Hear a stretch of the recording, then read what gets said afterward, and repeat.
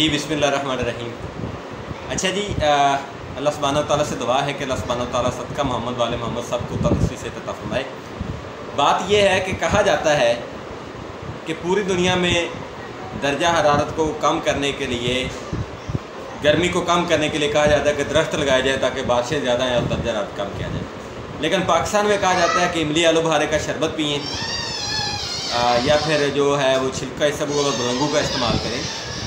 तो इस हवाले से एक मजाक जो है वो सोशल मीडिया पे चल रहा है। तो आइए जनाब मैं आपको समझा देता हूँ कि ऐसा क्यों है और किस तरह से है। हमारे यहाँ असल में एक होता है एनवायरमेंटल टेम्परामेंट और एक होता है बॉडी टेम्परामेंट। जो आपका एनवायरमेंटल टेम्परामेंट है उसको आप दरख्त लगा के बारिश बरसवा के, अल्लाह ताला बारिश बरसाने वाला है, ऑक्सीजन को ज़्यादा करके आप अपना एनवायरमेंटल टेम्परामेंट जो है उसको नॉर्मल कर सकते हैं। इसमें कोई शक नहीं है।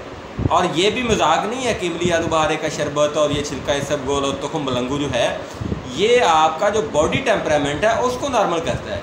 और ये बग़ैर तबीब के मशवरे के आपको इस्तेमाल नहीं करना। जब आपको तबीब कहेगा कि आपकी बॉडी में हरारत है तो तब आप इसको इस्तेमाल करें, तो ये आपको बेहतरीन फ़ायदा देगा।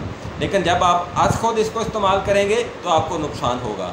तो लिहाजा वो लोग जिनको इल्म नहीं है, जिनको अवेयरनेस नहीं है, जो जानते नहीं हैं, वो ऐसे मजाक जो है वो सोशल मीडिया पे करते हैं। ये मेरे सामने आया, मैंने इसका जवाब देना पसंद किया। मुझे अपनी दुआओं में याद रखें और कोशिश करें कि जो इल्म है उसको आगे फैलाएँ। फ़ी अमानिल्लाह, अल्लाह हाफ़िज़, अस्सलाम वालेकुम।